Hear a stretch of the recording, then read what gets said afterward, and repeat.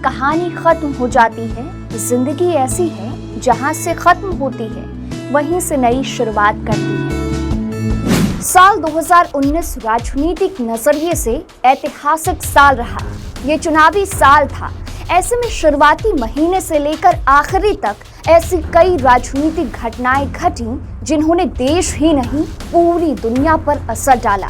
जम्मू कश्मीर से अनुच्छेद 370 का खत्म होना, 600 सालों से चले आ रहे अयोध्या मसले का हल निकल जाना, 35 सालों के बाद प्रचंड बहुमत के साथ देश के राजनीतिक क्षितिज पर मोदी का छा जाना 2019 को राजनीतिक घटनाक्रम के हिसाब से इस दशक का सबसे महत्वपूर्ण साल बनाता है। नमस्कार, आजादी के अमृत महोत्सव पर इनसाइडर लाइव की स्पेशल सीरीज 75 साल की 75 कहानियां देख रहे हैं आप, और मैं हूं आपके साथ कोमल। आज कहानी साल 2019 की।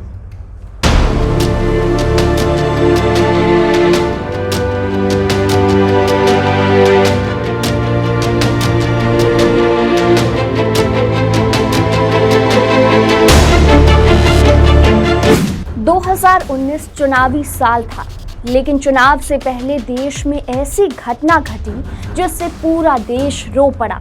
आतंकियों ने सीआरपीएफ के 40 जवानों को निशाना बनाया। 14 फरवरी 2019 को जब पूरा देश वैलेंटाइंस डे मना रहा था, तभी अचानक हमारे 40 जवानों के पुलवामा हमले में शहीद होने की खबर आई। जबरदस्त बर्फबारी के 7 दिन बाद 13 फरवरी को ही जम्मू श्रीनगर नेशनल हाईवे फिर से खुला था। पूरे रास्ते पर जगह जगह गाड़ियों की लंबी कतारें थी। आम गाड़ियों के साथ साथ सीआरपीएफ के जवानों की गाड़ियों का काफिला भी जम्मू से श्रीनगर के लिए रवाना हो रहा था। सीआरपीएफ के जवान जम्मू ट्रांजिट कैंप से श्रीनगर ले जाए जा रहे थे। सीआरपीएफ के काफिले में 78 गाड़ियां थी। इनमें बस, ट्रक और एसयूवी थी। इन गाड़ियों में कुल 2547 जवान और ऑफिसर सवार थे। हर बस और ट्रक में 35 से 40 जवान सवार थे। आमतौर पर सुरक्षा कर्मियों की ऐसे काफिले की अलग से सुरक्षा होती है। इन काफिलों के बीच आम गाड़ियों को आने की इजाजत भी नहीं होती। दोपहर 3:15 पर अचानक विस्फोटकों से लदी एक एसयूवी कार काफी तेजी से आती है और काफिले में शामिल एक बस से टकराती है। धमाका इतना जबरदस्त हुआ था कि 5 से 10 किलोमीटर के दायरे का इलाका उसकी आवाज से दहल गया। धमाके के साथ बस और कार के परखच्चे उड़ जाते हैं। आसपास की बसों के शीशे चटक गए। तुरंत बाकी बसों में सवार जवानों ने पोजीशन ले ली, लेकिन ये तो आत्मघाती हमला था जिसे अंजाम दिया था जैश-ए-मोहम्मद का आतंकी आदिल अहमद डार ने। हमले के बाद ही आतंकी संगठन जैश-ए-मोहम्मद एक बयान जारी कर मामले की जिम्मेदारी लेता है। जैश ने दावा किया कि जिस एसयूवी से जवानों की बस पर हमला हुआ वो जैश का आतंकी आदिल रशीद डार चला रहा था। आसपास के कई किलोमीटर तक हवा में बारूद की गंध घुल गई। पूरा मंजर इतना खौफनाक था, मौके पर की तस्वीरें इतनी डरावनी थी कि याद करके आज भी सिहरन होती है। सीआरपीएफ के 76वें बटालियन के 40 जवान शहीद हो गए, कई अन्य घायल हुए। सैकड़ों मीटर के दायरे में जगह जगह मानव अंग बिखरे पड़े थे। कहीं किसी शहीद की उंगलियां थी तो कहीं किसी के पैर के हिस्से। शहीदों के पार्थिव शरीर नहीं बल्कि मांस के लोथड़े बचे थे। इस भयानक मंजर को देखकर पूरे देश में गुस्से की लहर दौड़ गई। पाकिस्तान की शह पर हुए इस दिल दहला देने वाले कायराना हमले से पूरा देश तब तक उबलता रहा जब तक बालाकोट में इंडियन एयरफोर्स ने शहीदों की शहादत का बदला नहीं लिया। पुलवामा हमले के 12वें दिन यानी 26 फरवरी 2019 को भारतीय वायुसेना ने पाकिस्तान में घुसकर बालाकोट में जैश-ए-मोहम्मद के सबसे बड़े आतंकी अड्डे को नस्त नाबूद कर दिया। 2019 चुनावी साल रहा। अप्रैल से मई तक चले लोकसभा चुनाव में एक बार फिर राजनीतिक विरोधियों को पछाड़ते हुए नरेंद्र मोदी सबसे बड़े नेता बनकर उभरे और फिर अपने दम पर चुनाव जीत लिया।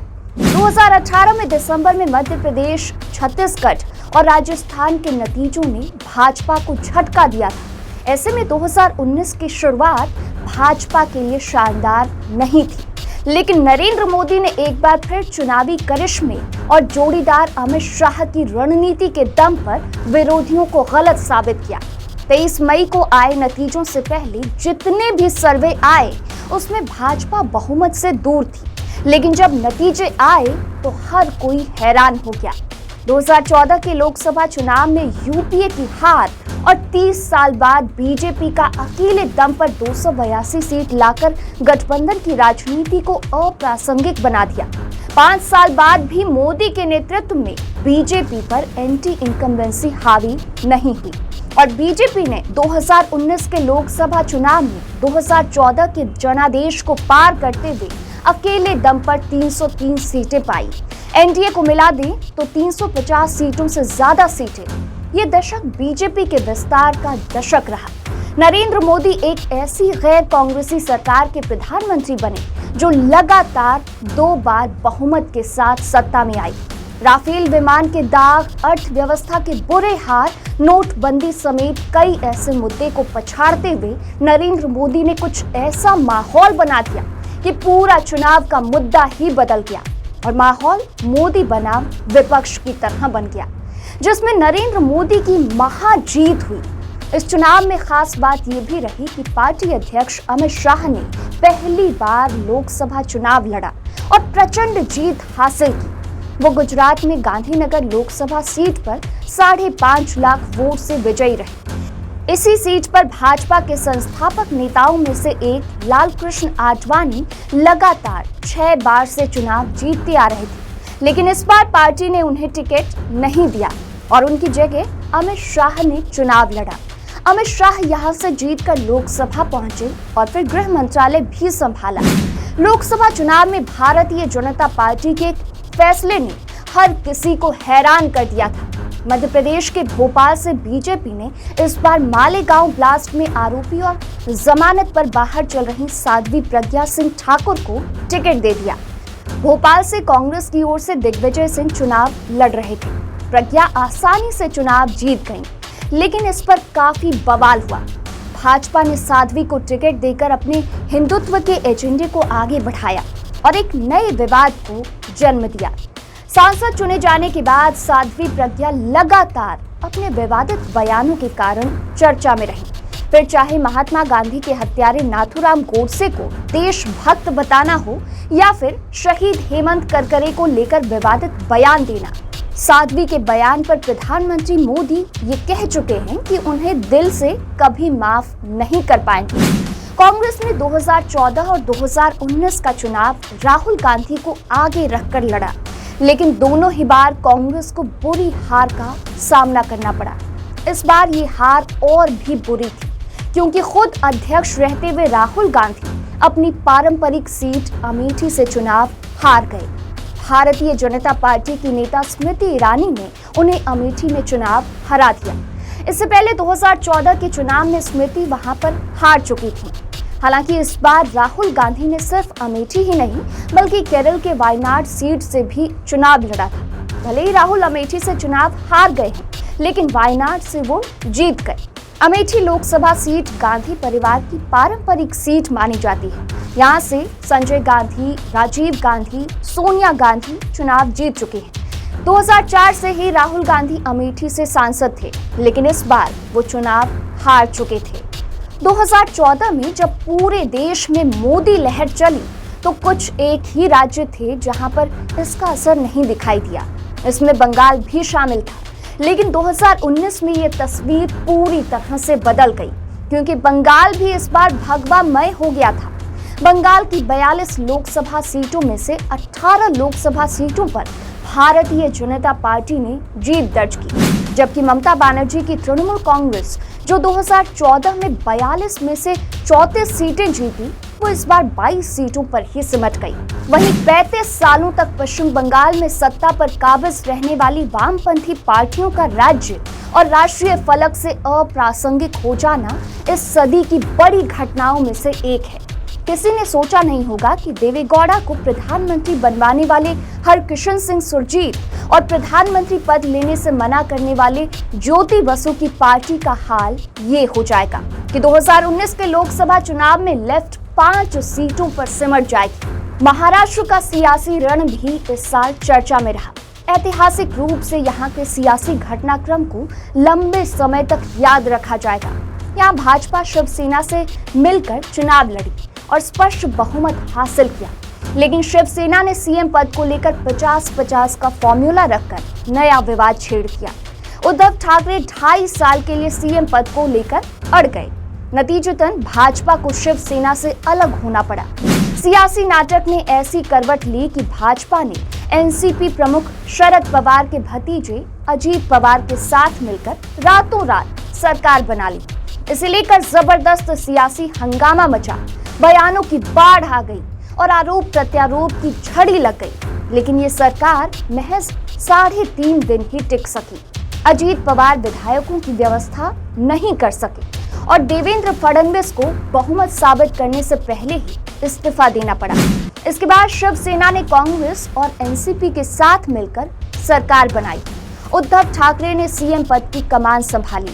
पहली बार ठाकरे परिवार से कोई सीएम बना। साल 2019 में कांग्रेस में उस वक्त भूचाल आया जब राहुल गांधी ने अध्यक्ष पद से इस्तीफा देने का ऐलान कर दिया। लोकसभा चुनाव में करारी हार के बाद जुलाई में राहुल ने पद से इस्तीफा दे दिया। राहुल गांधी ने 4 पन्नों का इस्तीफा लिखकर इसे ट्विटर पर शेयर भी किया था। कांग्रेस अध्यक्ष पद के इस्तीफा देने वाले राहुल गांधी ने कहा था, मैं एक कांग्रेस जन के तौर पर पैदा हुआ। ये पार्टी हमेशा मेरे साथ रही है और आगे मेरी रगों में रहेगी और हमेशा है। तमाम मान मनोबल के बाद भी राहुल नहीं माने। कार्यकर्ताओं और बड़े नेताओं ने धरना भी दिया, लेकिन राहुल टस से मस नहीं हुए। इसके बाद सोनिया गांधी को दोबारा कांग्रेस की कमान दी गई। इस बीच गांधी परिवार की एक और पीढ़ी की सदस्य यानी प्रियंका गांधी वाड्रा इस साल आधिकारिक रूप से राजनीति में शामिल हो गईं। प्रियंका गांधी को लोकसभा चुनाव से पहले पूर्वी उत्तर प्रदेश की जिम्मेदारी दी गई। उन्होंने लगातार हर सीट पर जाकर प्रचार भी किया। हालांकि कांग्रेस को उम्मीद के मुताबिक नतीजे नहीं मिल पाए। प्रियंका इससे पहले भी रायबरेली और अमेठी में अपने भाई और अपनी मां के लिए प्रचार करती आई, लेकिन इस साल औपचारिक तौर पर राजनीति में आ गई। इस दशक के अंत में जम्मू कश्मीर से अनुच्छेद 370 का हट जाना, जम्मू कश्मीर से लद्दाख का अलग होना और कश्मीर में बीजेपी पीडीपी की सरकार बनना कुछ ऐसे प्रयोग हुए जो कश्मीर की राजनीति में भारी उलट-पुलट करने वाले बदलाव रहे। देश की आजादी से लेकर 2019 तक जम्मू कश्मीर का मुद्दा देश में सबसे ऊपर रहा। जब जम्मू कश्मीर का विलय किया गया तो कुछ शर्तें लागू थी, जिसमें अनुच्छेद 370 के तहत घाटी को कुछ विशेषाधिकार दिए गए। नरेंद्र मोदी ने अपने दूसरे कार्यकाल के पहले ही लोकसभा सत्र में इस मुद्दे पर विजय पा ली। केंद्रीय गृह मंत्री अमित शाह 5 अगस्त को लोकसभा में एक प्रस्ताव लेकर आए, जिसमें जम्मू कश्मीर से 370 का हटना, राज्यों का बंटवारा और केंद्र शासित प्रदेश बनाने का प्रस्ताव था। 5 अगस्त को बिल पेश करने से पहले अमरनाथ यात्रा को रोका गया। जम्मू कश्मीर में फोन, इंटरनेट सबको बंद कर दिया गया और राजनेताओं को हिरासत में लिया गया। घाटी में सुरक्षा बढ़ोतरी के साथ ही राजनीतिक हलचल बढ़ी। विपक्ष ने सरकार पर निशाना साधा, लेकिन किसी को खबर नहीं लगी कि क्या होने वाला है। लोकसभा में सरकार के पास बहुमत था, लेकिन राज्यसभा में बहुमत नहीं था। इसके बावजूद भाजपा ने इस बिल को दोनों सदनों में आसानी से पास करवाया। 31 अक्टूबर 2019 से जम्मू कश्मीर, लद्दाख अलग अलग केंद्र शासित प्रदेश बन गए। भाजपा ने कश्मीर से अनुच्छेद 370 खत्म कर पूरी दुनिया को चौंका दिया। अनुच्छेद 370 का हटना कश्मीर को लेकर एक नई तरह की राजनीति की शुरुआत मानी गई। 600 सालों तक 2 समुदायों के बीच विवाद का केंद्र रहे अयोध्या विवाद का हल सुप्रीम कोर्ट से निकल जाएगा। इस दशक के सबसे बड़ी घटना में से एक रही। बाबरी मस्जिद का गिराया जाना अगर 1990 के दशक की त्रासदी थी, तो बिना किसी विवाद और हिंसा के न्यायालय का फैसले से विवाद का सुलटना नए दशक के लिए एक बड़ी उम्मीद थी। अयोध्या विवाद पर सुप्रीम कोर्ट ने 9 नवंबर 2019 को ऐतिहासिक फैसला सुनाया। 5 जजों की संवैधानिक पीठ ने विवादित जमीन पर रामलला के हक में निर्णय सुनाया। शीर्ष अदालत ने केंद्र और उत्तर प्रदेश सरकार को राम मंदिर बनाने के लिए 3 महीने में ट्रस्ट बनाने के निर्देश दिए। अदालत ने कहा कि 2.77 एकड़ जमीन केंद्र सरकार के अधीन ही रहेगी। इसके साथ ही मुस्लिम पक्ष को नई मस्जिद बनाने के लिए अलग से 5 एकड़ जमीन देने का निर्देश भी दिया गया। इस फैसले के साथ ही दशकों पुराना ये विवाद हमेशा के लिए सुलझ गया। फैसले को तकरीबन सभी पक्षों ने स्वीकारा। इस फैसले के खिलाफ कहीं भी किसी तरह के विरोध प्रदर्शन या हिंसा की खबर नहीं आई। हालांकि इस फैसले के खिलाफ AIMPLB, हिंदू महासभा सहित करीब 22 पक्ष पुनर्विचार याचिका लेकर सुप्रीम कोर्ट पहुंचे, लेकिन अदालत ने इन्हें खारिज कर दिया। इसी साल 30 जुलाई 2019 को केंद्र सरकार ने एक और ऐतिहासिक बिल को पास कराने में कामयाबी हासिल की। राज्यसभा में 3 तलाक बिल को मंजूरी मिलने के साथ ही इसके कानून में बदलने का रास्ता साफ हो गया। संसद के दोनों सदनों में 3 तलाक विधेयक पारित हो जाने पर प्रधानमंत्री नरेंद्र मोदी ने इसे मुस्लिम महिलाओं के हित में एक ऐतिहासिक कदम बताया। PM मोदी ने कहा कि पूरे देश के लिए ये एक ऐतिहासिक दिन है। करोड़ों मुस्लिम माताओं बहनों की जीत हुई और उन्हें सम्मान से जीने का हक भी मिला। सदियों से 3 तलाक की कुप्रथा से पीड़ित मुस्लिम महिलाओं को न्याय मिला है। इस मौके पर प्रधानमंत्री नरेंद्र मोदी ने सभी सांसदों का आभार व्यक्त किया। इस पर भी खूब सियासी संग्राम मचा, लेकिन कानून अमल में आ ही गया। इससे पहले सुप्रीम कोर्ट भी इस पर हरी झंडी दे चुका था। नरेंद्र मोदी सरकार ने इसी साल 11 दिसंबर 2019 को एक और इतिहास रचा। इस दिन नागरिकता संशोधन बिल को राज्यसभा से भी पारित करा लिया गया। अगले ही दिन राष्ट्रपति के हस्ताक्षर के बाद ये विधेयक कानून बनकर लागू हो गया। लेकिन इस बिल के कानून बनने के साथ ही देश में एक नया संग्राम भी छिड़ गया। सबसे पहले विरोध शुरू हुआ असम से। धीरे धीरे विरोध की चिंगारी दूसरे राज्यों में भी फैल गई। पश्चिम बंगाल, कर्नाटक, उत्तर प्रदेश, बिहार, मध्य प्रदेश, दिल्ली सहित कई राज्यों में हिंसक प्रदर्शन हुए। हिंसा में कई लोगों की मौत भी हो गई। सबसे ज्यादा हिंसा बंगाल, कर्नाटक और उत्तर प्रदेश, बिहार में हुई। लाखों करोड़ों की सार्वजनिक संपत्ति को फूंक दिया गया। वाहनों को आग लगाई गई। दिल्ली में भी बड़े पैमाने पर प्रदर्शन हुए। छात्रों के प्रदर्शन के दौरान जामिया मिलिया में हिंसा हुई। हालांकि महाराष्ट्र, केरल, उत्तराखंड, राजस्थान जैसे राज्यों में शांतिपूर्ण प्रदर्शन हुए। सरकार ने इस पर अपनी तरफ से सफाई भी दी, लेकिन कानून का विरोध जारी रहा। इस साल भारतीय क्रिकेट में भी अभूतपूर्व बदलाव देखने को मिला।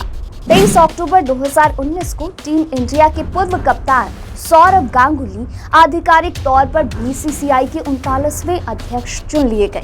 मुंबई में बोर्ड के हेडक्वार्टर में गांगुली को बोर्ड की कमान सौंपी गई। सौरव गांगुली को इस पद के लिए निर्विरोध चुना गया था। तो आज के एपिसोड में बस इतना ही। फिर मिलूंगी कल अगले एपिसोड के साथ, यानी साल 2020 की महत्वपूर्ण घटनाओं के साथ। देखते रहिए इनसाइड लाइव। नमस्कार।